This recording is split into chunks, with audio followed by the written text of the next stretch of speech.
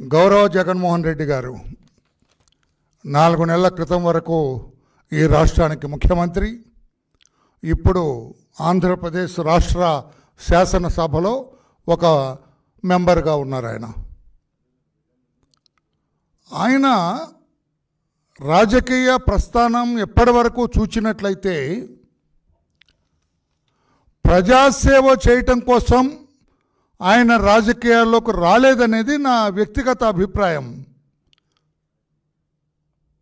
కారణాలు కూడా చెబుతాను, నేను ఉదాహరణతో సహా చెప్పగలను. నేను ఎవరైనా రాజకీయం పార్టీలోకి చేరటం కానీ రాజకీయ పార్టీ పెట్టడం కానీ ఎందుకు పెడతారు? ఎందుకు రాజకీయాల్లోకి వస్తారు? ఊరికడుగు ప్రజాసేవ చేయటం కోసం అంటారు.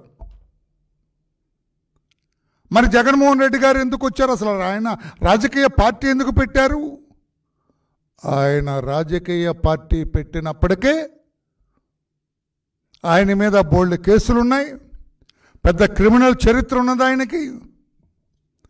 16 నెలలు చెంచలగూడ జైల్లో ఆయన రిమాండ్ ఖైదీగా ఉన్న వాస్తవాలు కూడా తెలుసు. ఆయన రాజకీయ పార్టీ పెట్టింది కేసుల నుంచి తప్పించుకోవటం కోసం, కేసుల నుండి రక్షణ పొందటం కోసం, జైలుకు పోకుండా తనను తాను రక్షించుకోవటం కోసం అని నేనంటే జగన్మోహన్ రెడ్డి గారు మీ దగ్గర ఏమైనా సమాధానం ఉందా? మీరు రాజకీయ పార్టీ పెట్టింది, మీరు రాజకీయాల్లో చేరింది, మీరు రాజకీయం చేస్తున్నది మీ కేసుల నుంచి బయటపడటం కోసం, జైలుకు వెళ్లకుండా మిమ్మల్ని మీరు రక్షించుకోవటం కోసం అని నేనంటే మీ దగ్గర కాదు అని చెప్పే సమాధానం ఉందా? 5 సంవత్సరాలు ముఖ్యమంత్రి చేశాడు జగన్మోహన్ రెడ్డి గారు. 29 సార్లు ఢిల్లీ వెళ్ళారు. రాష్ట్ర ప్రజలందరూ కూడా చకోర పక్షుల్లాగా ఎదురు చూసేవాళ్ళు.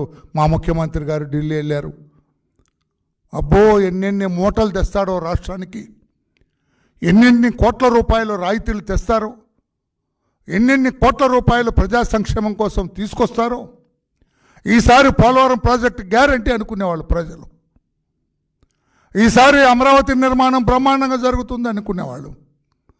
ఈసారి రాష్ట్ర ప్రజల కష్టాలన్నీ తీరిపోతాయి. జగన్మోహన్ రెడ్డి గారు ఢిల్లీ వెళ్ళారు. జగన్మోహన్ రెడ్డి గారు ఢిల్లీ వెళ్ళారు.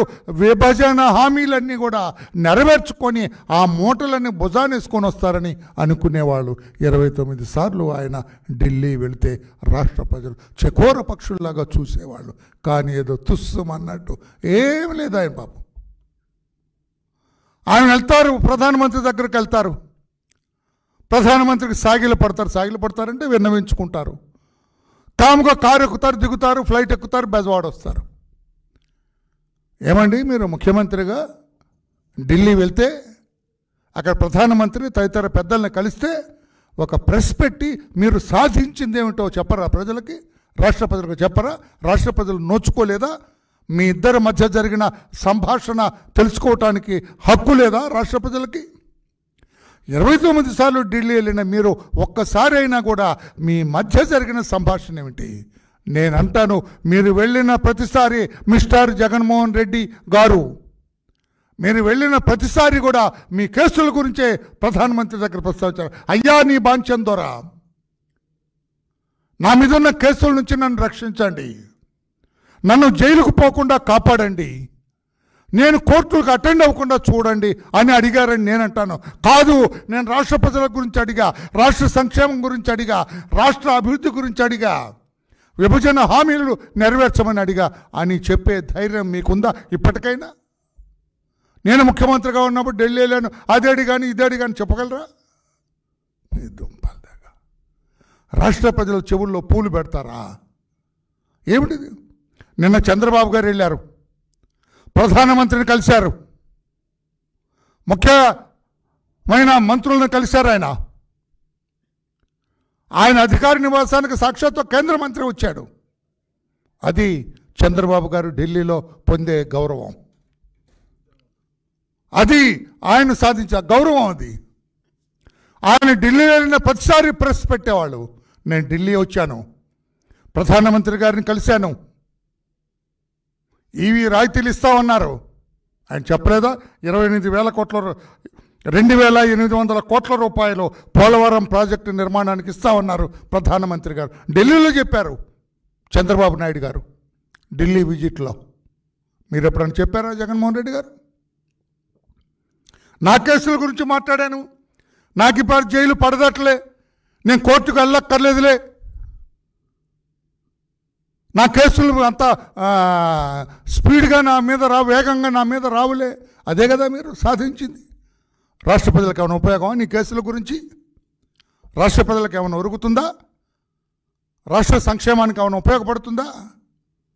అమరావతి నిర్మాణానికి 15,000 కోట్ల రూపాయలు ఇస్తామన్నారు ప్రధానమంత్రి గారు. చంద్రబాబు గారు ఢిల్లీలో చెప్పారు. మీరు ఎప్పుడైనా చెప్పారండి జగన్మోహన్ రెడ్డి గారు? మీరు వెళ్ళినప్పుడు ఏమైనా చెప్పారా?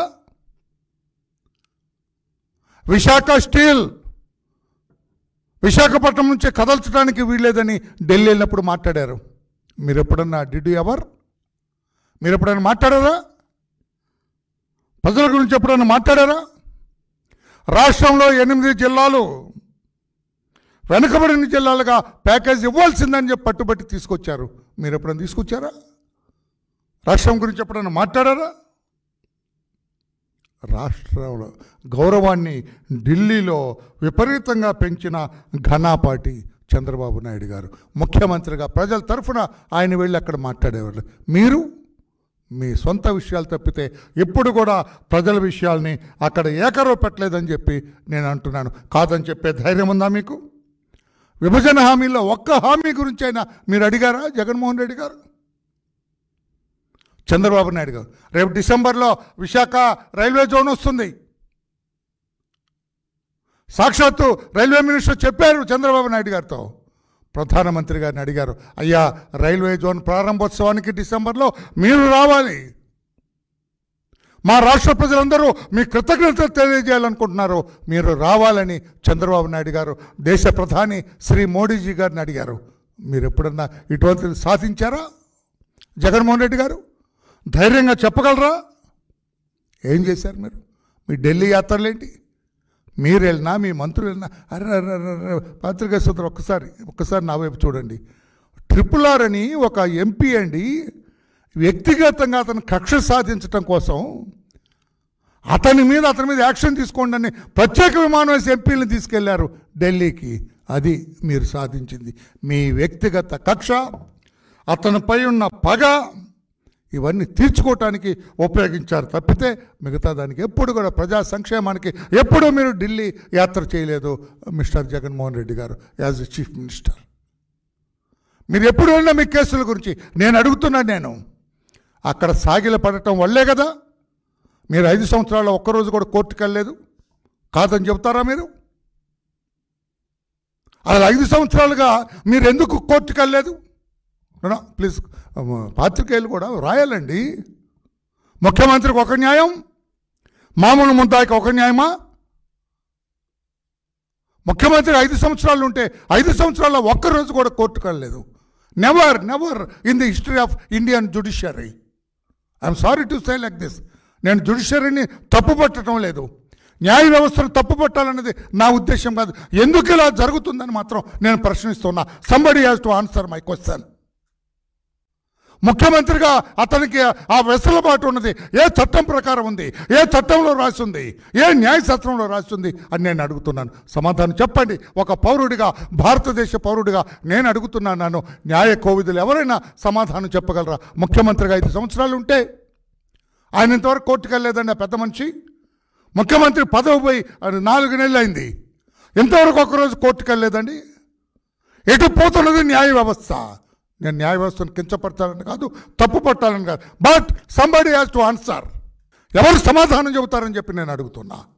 అతని ఇష్టానుగుణంగా న్యాయ వ్యవస్థ నడుస్తూ ఉన్నదా, చట్టబద్ధంగా నడుస్తున్నదా? సమాధానం చెప్పాలా. 4 నెలలైతే ఇంతవరకు ఇన్ని వాయిదాలు పడుతుంటే ఇతను వెళ్ళడండి. మరి ఎప్పటికి అవుతుంది సార్ ఆ కేసులు? దాదాపు 11 కేసులు CBI filed ఛార్జ్షీట్స్ against him. He has to attend. 5 కేసులు ఛార్జ్షీట్లు వేసింది ఎన్ఫోర్స్మెంట్ డైరెక్టరేట్. ఆ కేసులు అటెండ్ అవ్వలేదు. మరి ఎప్పటికి అవుతాయి సార్? 5 సంవత్సరాల 4 నెలలు. ఛార్జ్షీట్లు వేసింది 2012లో. ఈ రోజున 2024 అంటే 12 సంవత్సరాల క్రితం. జగన్మోహన్ రెడ్డి గారి మీద ఛార్జ్షీట్లు వేస్తే ఇంతవరకు అతను కోర్టుకి ముద్దాయిగా హాజరవడా, విచారణకు హాజరవడా. నేను ముఖ్యమంత్రిని రాను అంటే చూస్తూ ఊరుకుంటుందా న్యాయస్థానం? మొన్న అసలు పాప కేజ్రీవాల్ జైల్లో ఉన్నాడు కదండి, అరెస్ట్ చేసి లోపల పడేశారు కదండి. గతంలో దేశ ప్రధాని ఇందిరాగాంధీ గారు జైల్లో ఉన్నారు, అరెస్ట్ అయ్యారు. ఏఆర్ అంతోలీ చీఫ్ మినిస్టర్, అతను అరెస్ట్ చేశారు. చాలామంది ఎవరు టెలిఫోన్ మినిస్టర్ సుఖరామ్ గారిని ఆయన అరెస్ట్ చేశారు. ఎంతోమందిని అరెస్ట్ చేశారు సార్. ఈయన దగ్గర ఎందుకు ఏమైనా ప్రత్యేకత ఉన్నదా? నేను అడుగుతున్నాను, నాకు తెలియదు, నేను అమాయకుడిని, నాకు న్యాయశాస్త్రంలో అట్టే పరిజ్ఞానం లేకపోవచ్చు. 5 సంవత్సరాలుగా ముఖ్యమంత్రిగా అటెండ్ అవ్వలేదు, 4 నెలలుగా అతను మామూలు శాసనసభ్యుడిగా ఉన్నాడు, ఇప్పుడు కోర్టుకు అటెండ్ అవ్వట్లేదు. ఏమిటి ప్రత్యేకత? ఈ ప్రత్యేకత ముద్దాయిలందరికీ ఎక్స్టెండ్ అవుతుందా, ఇతనికి మాత్రమేనా? ఆ పేరులో ఉన్న గొప్పతనం ఉందా? ఆయన హోదాలో గొప్పతనం ఉందా? లేకపోతే ఎందుకు ఇట్లా కోర్టుకు అటెండ్? ఇప్పటికైనా నేను chief justice of India, supreme court chief justice, నాకు చాలా గౌరవం ఆ ఫ్యామిలీ గురించి. ఒక ఆర్టికల్ చదివాను నేను. చీఫ్ జస్టిస్ గారు, గౌరవ చీఫ్ జస్టిస్, వారి ఫాదర్ కూడా చీఫ్ జస్టిస్ చేశాట భారతదేశ సుప్రీంకోర్టుకి. రినౌండ్ ఫ్యామిలీ, గౌరవప్రదమైన ఫ్యామిలీ. మిమ్మల్ని నేను చేతులు జోడించి ఆంధ్రప్రదేశ్ రాష్ట్రంలో ఒక పౌరుడిగా, భారతదేశ పౌరుడిగా నేను అడుగుతున్నాను సార్, ఏమిటి సార్ ఈయన కేసులు ఎప్పుడు అవుతాయి సార్? రాజకీయం కాదు సార్ నాకు.